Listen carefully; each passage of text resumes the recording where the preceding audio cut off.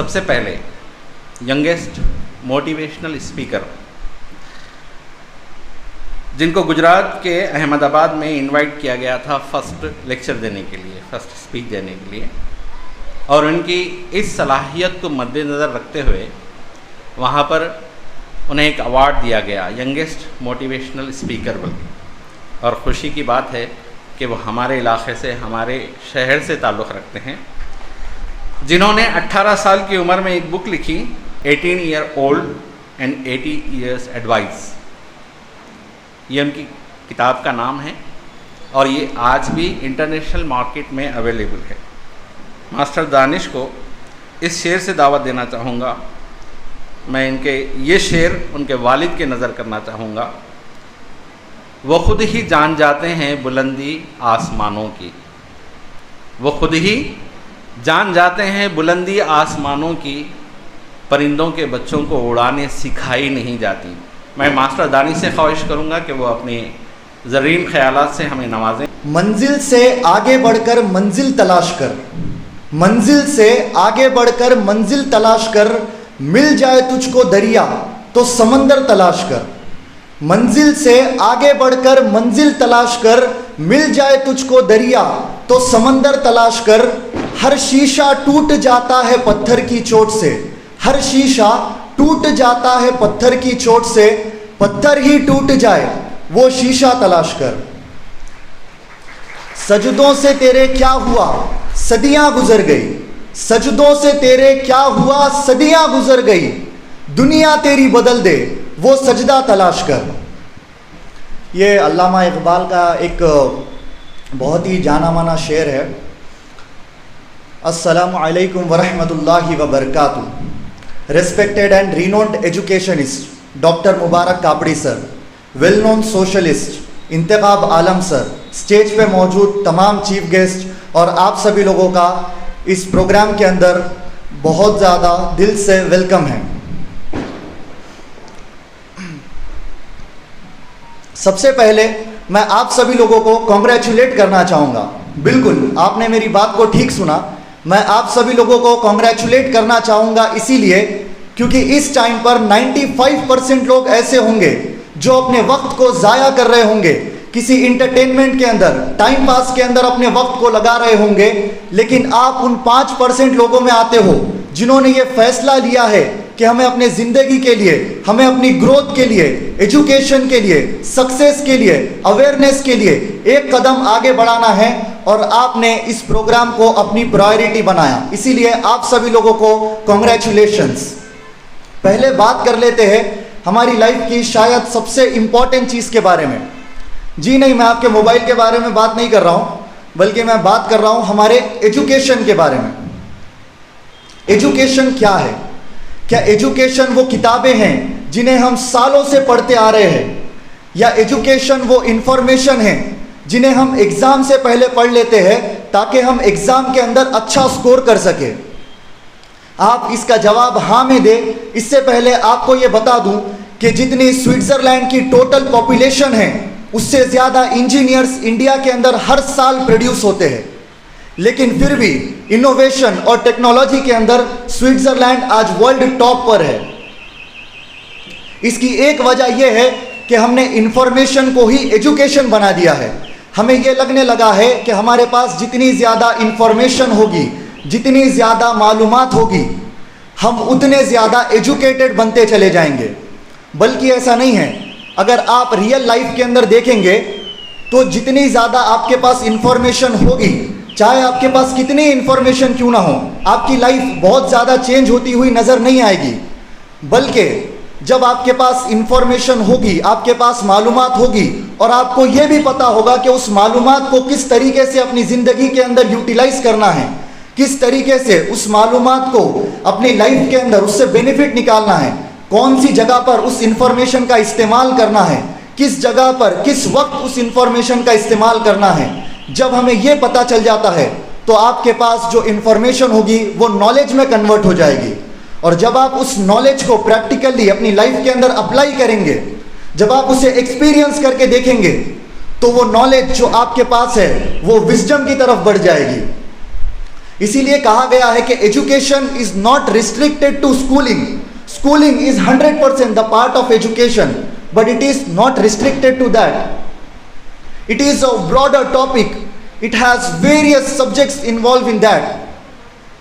आपकी पर्सनालिटी कैसी है, आपका बात करने का तरीका कैसा है, आपका किसी से मिलने का अंदाज कैसा है, किसी को रेस्पेक्ट देने का अंदाज कैसा है, यहाँ तक कि आपके बैठने का तरीका कैसा है, यह भी बताता है कि आप कितने एजुकेटेड हो. इसीलिए हमारे पास जो ये वक्त है, इसके अंदर हमें चाहिए कि हम अपने स्किल्स को भी डेवलप करें, अपनी पर्सनालिटी को भी डेवलप करें. क्योंकि एक वक्त ऐसा आता है जब कहाँ पर दो लोग अगर किसी पोजीशन के लिए अप्लाई करेंगे, किसी ओपनिंग के लिए अप्लाई करेंगे, तो हो सकता है कि किसी दो लोगों की प्रोफेशनल डिग्री जो होगी वो सेम हो जाएगी. दोनों के ही पास प्रोफेशनल डिग्री सेम होगी. अब देखा यह जाएगा कि उन दोनों में से किसकी कम्युनिकेशन स्किल्स अच्छी है, किसकी पर्सनालिटी अच्छी है, कौन ऐसा शख्स है जो प्रेशर को हैंडल कर सकता है, कौन ऐसा शख्स है जो प्रेशर के अंदर डिसीजंस ले सकता है, अपने टीम को मैनेज कर सकता है, टाइम को मैनेज कर सकता है, टीम को लीड कर सकता है. इसीलिए यह जरूरी है कि हमारा ये जो वक्त है, इस वक्त को हम सही तरीके से यूटिलाइज करें और अपने पर्सनालिटी को, अपने स्किल्स को डेवलप करें. अब आप इस तरह से अपनी पर्सनालिटी को डेवलप करेंगे तो आप चाहे इंजीनियर बने, आपसे बेहतर इंजीनियर कोई नहीं होगा. आप चाहे लॉयर बने, आपसे बेहतर लॉयर कोई नहीं होगा. आपकी मिसाल दी जाएगी कि अगर इस वकील के साथ हमने अपना केस लड़ा तो हमारे जीतने के चांसेस 100% तक इंक्रीज हो जाएंगे. आप डॉक्टर बनेंगे तो आपके पास जब इस तरह की पर्सनालिटी होगी तो आपसे बेहतर डॉक्टर उस फील्ड के अंदर कोई नजर नहीं आएगा. इस लेवल पर जाकर हमें अपने स्किल्स के ऊपर, पर्सनालिटी के ऊपर और एजुकेशन के ऊपर काम करना है और अपने इस वक्त को सही तरीके से यूटिलाइज करना है. आजकल तो हम देखते हैं कि हमारा ये जो वक्त है, इसको बर्बाद करने के लिए हमारा एक बहुत अच्छा दोस्त साथ देता है और वो है हमारा मोबाइल फोन, सोशल मीडिया. बड़े अफसोस के साथ ये देखा जाता है कि इस मोबाइल को बनाया गया था हमारी गुलामी के लिए, लेकिन हम आज इसके गुलाम बनते हुए नजर आते हैं. कभी कभी तो ऐसा लगता है कि हम मोबाइल को नहीं बल्कि मोबाइल हमें इस्तेमाल कर रहा हो.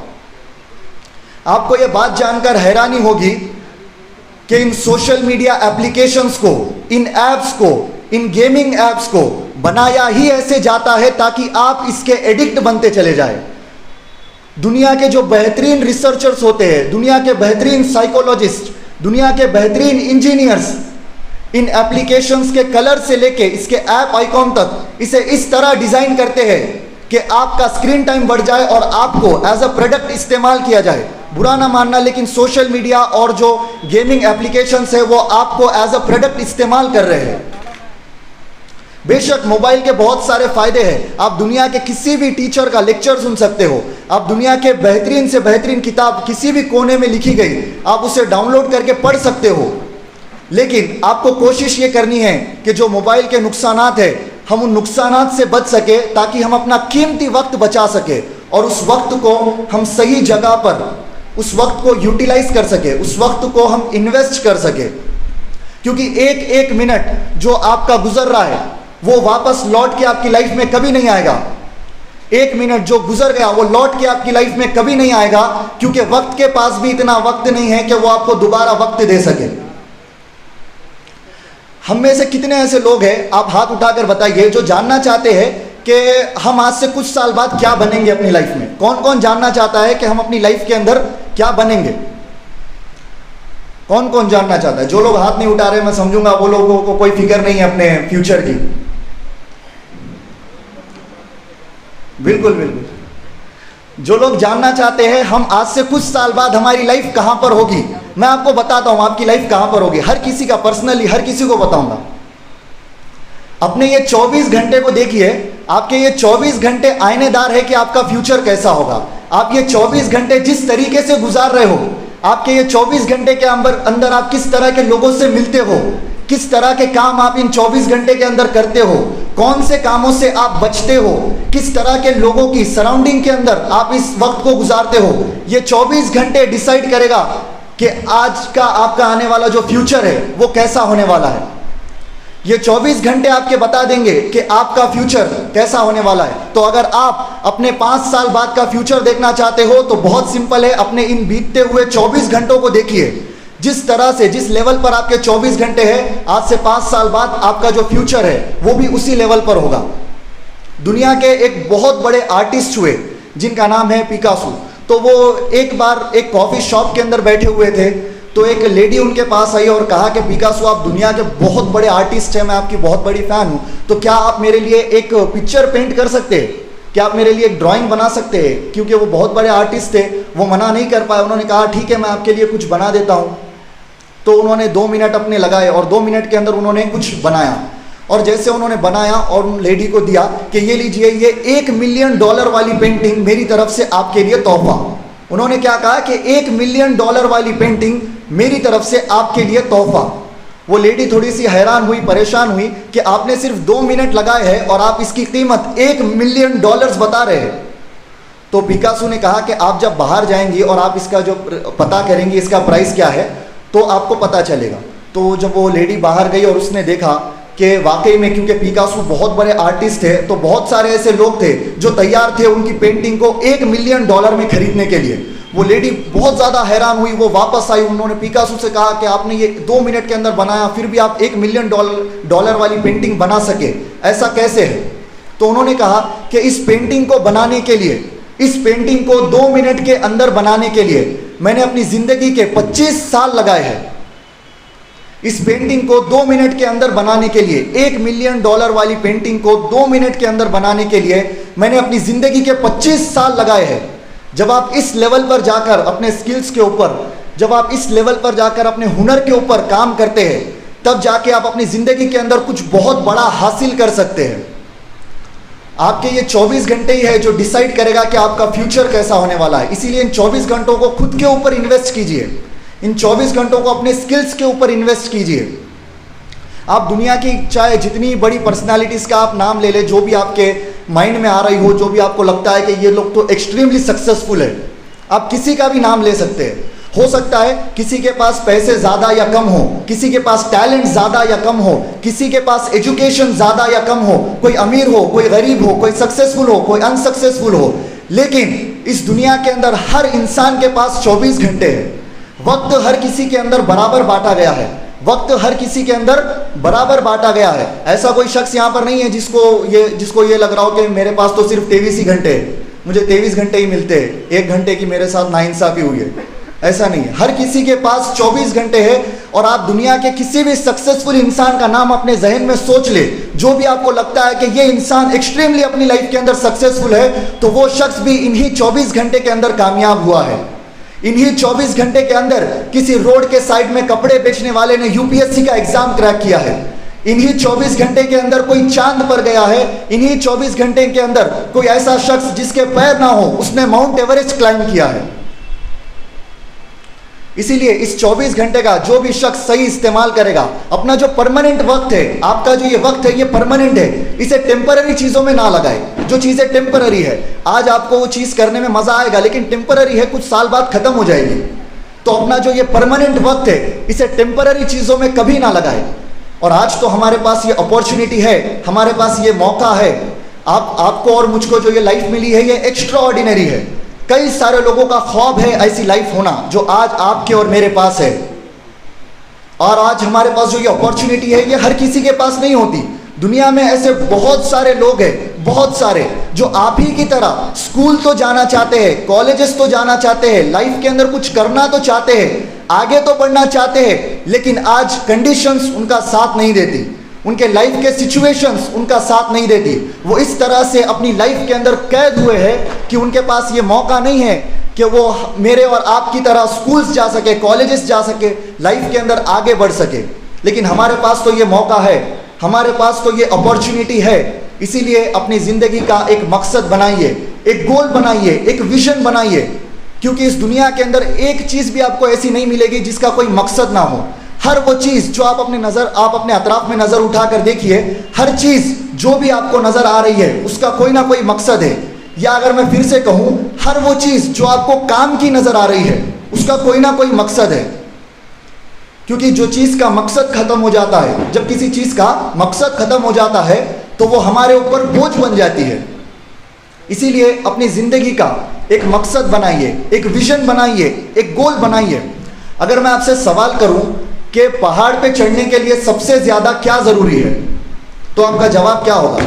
आप लोग अपने जवाब दे सकते हैं। अगर आपके जहन में आ रहा हो कुछ तो आप बता सकते हैं कि अगर किसी इंसान को पहाड़ पर चढ़ना है, अगर कोई चाहता है कि मुझे पहाड़ पर चढ़ना है, तो उसके लिए सबसे ज्यादा क्या जरूरी है? एनर्जी, बिलीफ, ओके, हौसला, कॉन्फिडेंस, हौसला, एनर्जी, विल पावर, ऐसे बहुत सारे जवाब हमारे जहन में आ रहे होंगे। लेकिन मैं आपको बता दूं, पहाड़ पे चढ़ने के लिए सबसे पहले पहाड़ का होना ही जरूरी है, क्योंकि अगर पहाड़ ही नहीं होगा तो हम और आप चढ़ाई किस पर करेंगे। इसी तरीके से किसी भी गोल तक पहुंचने के लिए सबसे पहले गोल का होना ही जरूरी है। अगर गोल ही नहीं होगा तो हम और आप शुरू कहां से करेंगे और पहुंचेंगे कहां पर। इसीलिए अपनी लाइफ का एक प्रिसाइज गोल बनाइए कि मुझे इस वक्त से लेके इस वक्त तक अपनी जिंदगी के अंदर यह हासिल करना है। इस तरह से अपना जब आप गोल बनाते हैं तब उसके लिए आप प्लान्स बना सकते हैं। फिर उसके लिए आप प्लान्स बनाइए, उसके लिए आप प्रोसीजर बनाइए कि इस गोल तक पहुंचने के लिए मैं आज क्या कर सकता हूं, इस गोल तक पहुंचने के लिए मैं इस वक्त क्या कर सकता हूं, मैं अभी क्या कर सकता हूं, मैं हर दिन क्या कर सकता हूं। क्योंकि छोटी छोटी चीजें जो आप हर दिन करते हैं वो बहुत ज्यादा मैटर करती है। छोटी छोटी चीजें जो आप हर दिन करते हैं वो बड़े गोल के लिए हर दिन एडअप होती चली जाती है। Because small things have a greater impact, it has a very large impact. दुनिया की जो सबसे बड़ी नदी है, अमेज़न रिवर जिसे कहते हैं, जो दुनिया की सबसे बड़ी नदी है, जहां से वो ओरिजिनेट हुई थी, जहां से वो नदी निकली थी, वहां पर वो सिर्फ एक एक बूंद गिरती है, सिर्फ एक एक बूंद। और इस तरह से एक एक बूंद गिरते हुए अब वो दुनिया की सबसे बड़ी नदी बन चुकी है, दुनिया की सबसे बड़ी नदी। इस नदी के प्रोसेस ने हमें अपनी लाइफ का एक रूल सिखाया, और वो रूल ये है कि हमें अपनी लाइफ के अंदर जो भी काम हम कर रहे हैं उसे कंसिस्टेंसी के साथ करते रहना है। किसी भी काम को करने में और किसी भी काम को करते रहने में बहुत बड़ा फर्क होता है। हमने आज किया, कल किया, लेकिन फिर मूड नहीं है या मैं इसे बाद में करूंगा, कल कर लूंगा, इसे डिले करते चले गए तो वो काम अल्टीमेटली एंड हो जाएगा। इसीलिए जैसे कि मैंने कहा, किसी भी चीज को करने में और करते रहने में बहुत बड़ा फर्क होता है। अब कुछ लोगों के साथ ये हाल है कि अब जब वो कोई काम कर रहे हैं, अब आपने गोल तो बहुत बड़े बना लिए अपनी लाइफ के अंदर, लेकिन अब फेलियर से डर रहे हैं। अब यह है कि हमें फेल नहीं होना है। तो मैं आपको बता दूं कि इस दुनिया के अंदर बहुत कम लोग ऐसे हैं जिन्होंने फर्स्ट अटेम्प्ट में कोई चीज में सक्सेस पाई है, बल्कि मैक्सिमम लोग ऐसे हैं जो फर्स्ट अटेम्प्ट के अंदर या बहुत सारे अटेम्प्ट्स के अंदर फेल हो जाते हैं। आप बहुत बार हारोगे, आप बहुत बार गिरोगे, लेकिन आपको वापस उठ खड़ा होना है और अपने गोल के लिए काम करना है। दुनिया का जो सबसे बड़ा बास्केटबॉल प्लेयर है माइकल जॉर्डन, दुनिया का सबसे बड़ा बास्केटबॉल प्लेयर माइकल जॉर्डन, अगर कोई किसी ने बास्केटबॉल देखा या खेला होगा आपको पता होगा, माइकल जॉर्डन, जब उनसे पूछा गया कि आज आप कामयाबी के इस लेवल पर खड़े हैं कि आप बास्केटबॉल कोर्ट से कहीं पर भी गोल कर सकते हैं, इसके पीछे का राज क्या है? उन्होंने बताया कि इस लेवल तक पहुंचने के लिए, इस कामयाबी के लेवल तक पहुंचने के लिए मैंने 9000 basketball shots, 9000 basketball shots, goals को मिस किया है, और ऐसा 200 से ज्यादा बार हुआ है कि मेरी वजह से मेरी टीम को हारना पड़ा। तब जाकर मैं आज इस कामयाबी के लेवल पर खड़ा हूं।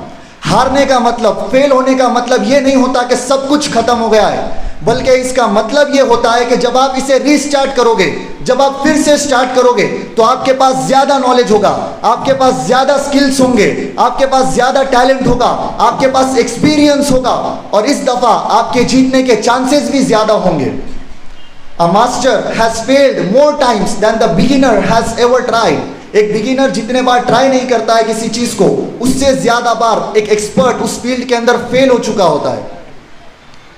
इसीलिए आपको फिर से उठ खड़ा होना है, आपको फिर से उस चीज के ऊपर काम करना है। क्योंकि देखिए, प्रॉब्लम्स आना, ऑब्स्टिकल्स आना तो एक डिफाइंड चीज है। हो सकता है हर किसी की लाइफ में अलग अलग तरह से आए, अलग अलग फॉर्मेट्स में आए, लेकिन प्रॉब्लम्स, डिफिकल्टीज और चैलेंजेस हर किसी की लाइफ में आएंगी। ये बात डिफाइंड है, ये बात गारंटीड है। जब बाज एक लंबी और ऊंची उड़ान की तैयारी करता है तो कौवा उसके पीठ पे बैठकर चोंच मारता है। अब इसके रिस्पॉन्स में बाज ना तो अपनी उड़ान को रोकता है और ना ही पलटकर कौवे को चोंच मारता है। बल्कि बाज अपनी उड़ान को आसमानों में इतना ऊंचा लेकर जाता है, इतना ऊंचा लेकर जाता है कि आसमान के उस एटमॉस्फेयर में, आसमान के उस लेवल पर कौवे के लिए सांस लेना, सरवाइव करना मुश्किल हो जाता है और उसे पलटकर मजबूरन नीचे आना ही पड़ता है। जब आप अपनी कामयाबी की उड़ान इस लेवल पर लेकर जाते हैं तो आपकी जो डिफिकल्टीज है, चैलेंजेस है, ऑब्स्टिकल्स है, प्रॉब्लम्स है, ये सारी ही आपको उस ऊंचाई से छोटी नजर आएंगी। उस ऊंचाई से आपकी सारी प्रॉब्लम्स आपको बहुत छोटी नजर आएंगी।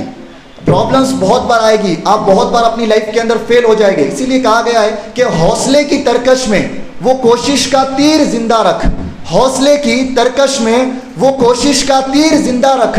हार जा चाहे जिंदगी में सब कुछ, लेकिन फिर से जीतने की उम्मीद जिंदा रख।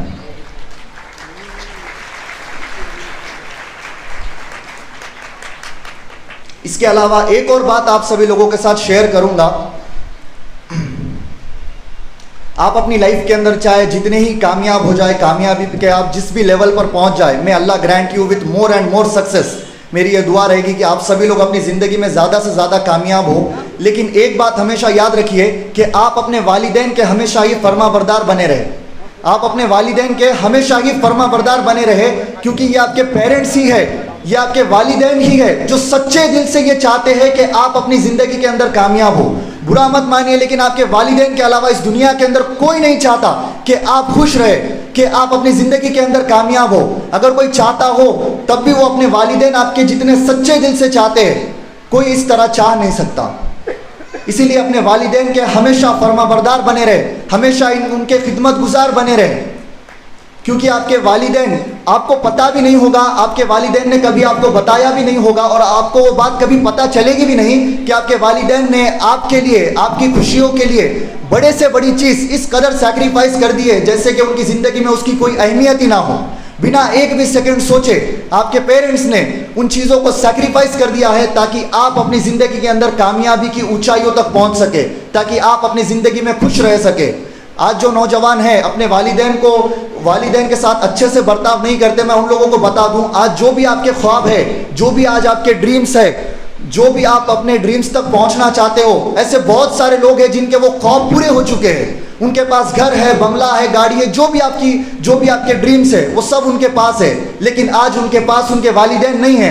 वो लोग तड़पते हैं कि हम अपने वालिदैन की एक बार आवाज़ सुन सके, लेकिन उनके वालिदैन इस दुनिया में नहीं है। ये अल्लाह की तरफ से दी गई हम सभी लोगों के लिए एक नेमत है, और आप अपने वालिदैन के हमेशा फर्माबरदार बने रहे, ये मेरी आपसे एक ख्वाहिश होगी और आपसे एक दरख्वास्त होगी। और यहीं पर, क्योंकि हमारे पास वक्त लिमिटेड है, तो मैं यहीं पर अपनी बात को ख़त्म करूँगा।